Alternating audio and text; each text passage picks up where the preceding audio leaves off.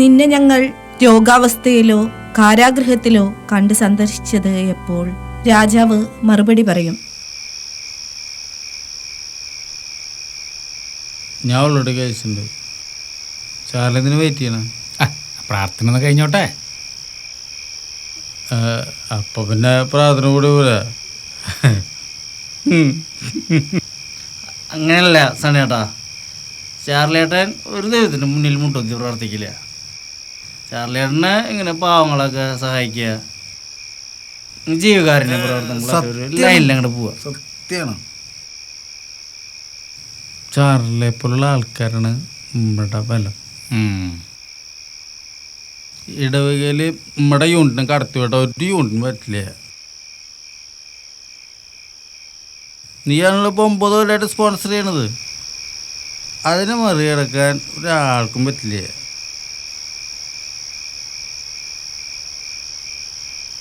വന്നത് കേഷനല്ലേ, അതുകൊണ്ട് പൊക്കോ. സത്യമായി ഞാൻ നിങ്ങളോട് പറയുന്നു, എൻ്റെ ഏറ്റവും എളിയ ഈ സഹോദരന്മാരിൽ ഒരുവന് നിങ്ങൾ ഇത് ചെയ്തു കൊടുത്തപ്പോൾ എനിക്ക് തന്നെയാണ് ചെയ്തു തന്നത്. നമ്മുടെ കർത്താവായ ഈശോമിശിഹായ്ക്ക് സ്തുതി. അതിനൊരു 2 രൂപ എടുത്ത. ആ മോളെ, ആ എന്താ അമ്മച്ചി? ഇത് പപ്പയ്ക്ക് കൊടുക്ക്. ആ അമ്മച്ചിയെ, ആ ഇത് എത്രയാ? ഇത് 2 ലക്ഷം. ഇത് 50,000. അപ്പൊ ഇത് രണ്ടും കൂടി ആവുമ്പോ 1 ലക്ഷം. ഇതിപ്പോ 1.5 ലക്ഷമായി. അപ്പൊ അത് കൊണ്ടുകൊടുത്തേ. ആ പറയടാ. അതാ വിഷയം. ഞാനിവിടെ ഉണ്ടാ നാളെ. അതൊരു വിഷയമുള്ള കേസല്ല. നാളെ രാവിലെ ഇങ്ങോട്ട് പോരാട്ടോ. ഓക്കേടാ. ആരാ ചാർലിയേട്ടാ? ഇതാ ഗിരീഷാടാ. ആ, അവൻ്റെ മോളില് ഫീസ് അടക്കേണ്ട കാര്യമാണ്. നാളെ ഇങ്ങോട്ട് പോന്നോളാൻ പറഞ്ഞു. എന്തിനും ഏതിനും ചാർലിയേട്ടൻ.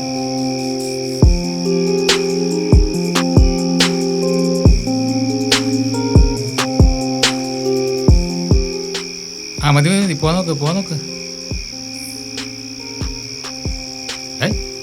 ഫിറ്റാണല്ലോ ചോയ്യേ. നാളെ വന്നാൽ മതി. നാളെ വന്നിട്ട് മേടിച്ചാൽ മതി കേട്ടാ. മോളെ അങ്ങോട്ട് കൊണ്ടോക്കോ. എന്തിനാ പപ്പ ഈ കാശ്? പള്ളിയിലെ പെരുന്നാളിന് പപ്പയല്ലേ എല്ലാ കൊല്ലം ബാൻഡിന് സ്പോൺസർ ചെയ്യാറ്. അപ്പ ഈ ഫെഡറിക്കിന്റെ അപ്പൻ കാശ് കൊടുത്തു പറഞ്ഞിട്ട് പള്ളിയിൽ വെള്ളം കുടിക്കുന്ന സ്ഥലത്ത് പേരെഴുതി വെച്ചിട്ടുണ്ടല്ലോ. അപ്പൊ ഈ ബാൻഡും എന്താ പപ്പയുടെ പേരെഴുതത്ത്?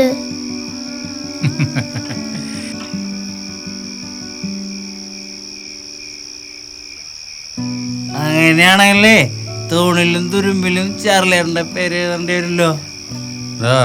അതിലൊക്കെ വലുതാ കർത്താവിൻ്റെ പുസ്തകത്തിൻ്റെ പേര്. അതിൽ ചാർലിയുടെ പേരുണ്ട്.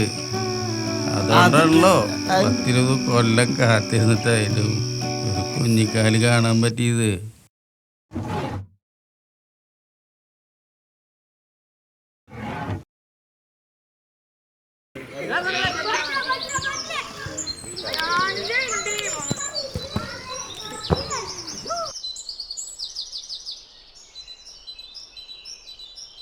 നീ എവിടെയായിരുന്നു?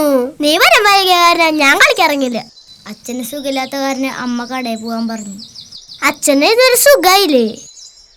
ഇല്ല, അച്ഛനൊരു ഓപ്പറേഷൻ വേണമെന്നാ പറയണ്. അച്ഛൻ്റെ ഒപ്പം കളിക്കാൻ വരാറില്ല.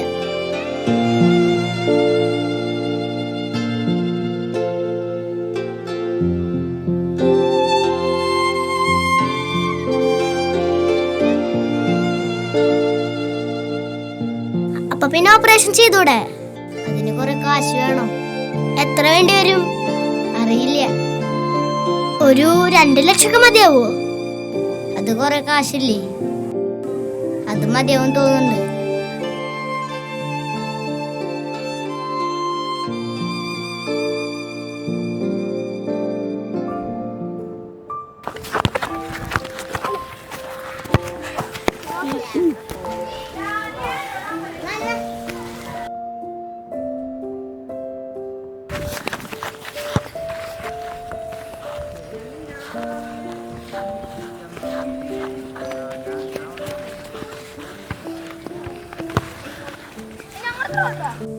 ഇന്ന് അബി വന്നില്ലേ? അബിന്ന് വന്നിട്ടില്ല, അവൻ 2 ദിവസമായി കളിക്കാൻ വന്നിട്ട്. അപ്പൊ ശരി, നീ കരോളിന് വരണ്ട. ഓക്കെ. എന്തോ ഒരു ടെൻഷൻ. ഏയ് ഒന്നുമില്ല. എന്തുണ്ടല്ലോ? ഏയ് ഇപ്രാവശ്യം കാശിന്റെ കാര്യം തകിടം മറിയും തോന്നുന്നു. പ്രതീക്ഷിക്കാത്ത കുറച്ച് ചെലവുകള്, കാശൊക്കെ ചെലവായി. നമ്മുടെ മോളുടെ ഫ്രണ്ടില്ലേ അഭി? ആര്യ രമേശിന്റെ മോനാ. ആ, രമേശിന് ഓപ്പറേഷൻ വേണമെന്ന് പറയുന്നുണ്ട്. ഒരു 1.5 ലക്ഷം രൂപ വേണ്ടി വരും. ചേട്ടായി കൊണ്ട് പറ്റുകയാണെങ്കിൽ എന്തെങ്കിലും ചെയ്യണം. പാവങ്ങളാ. നോക്കാം. ആ, ഇന്നെന്താ മോള് നേരത്തെ പോന്നത്? അബിയൊന്നും വന്നില്ല കളിക്കാൻ, അപ്പൊ ഞാൻ അങ്ങോട്ട് പോന്നു. ഇന്ന് പിന്നെ കരോളിന് ഇറങ്ങേണ്ടതല്ലേ? ആ, എന്നാ ചെല്ലേ. പപ്പയോടെ മിഠായി വാങ്ങിച്ചു വെച്ചിട്ടുണ്ട്. ഡൺ.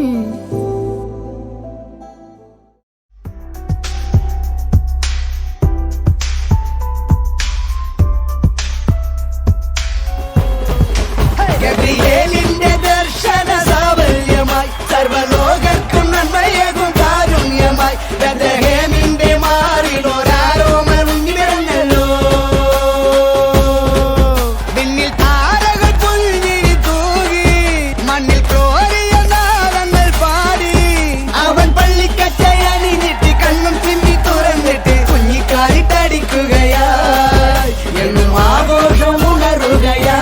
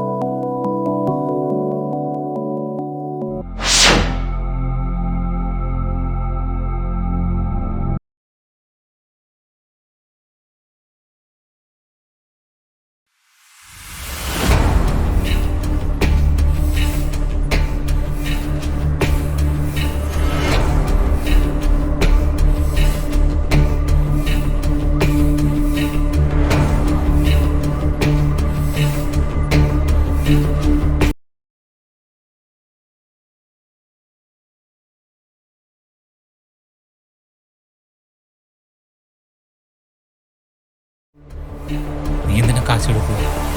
നിനക്ക് എന്തിനാ ഇത്രയും കാശ്? ഇത് എത്ര ഉണ്ടെന്ന് നിനക്കറിയോ? ഇതിന്റെ വില നിനക്കറിയോ? അതൊന്നും എനിക്കറിയില്ല. പക്ഷെ ഇത് കൊടുത്തു കഴിഞ്ഞാ അബിന്റെ അച്ഛന്റെ ഓപ്പറേഷൻ നടക്കുന്നറിയാം.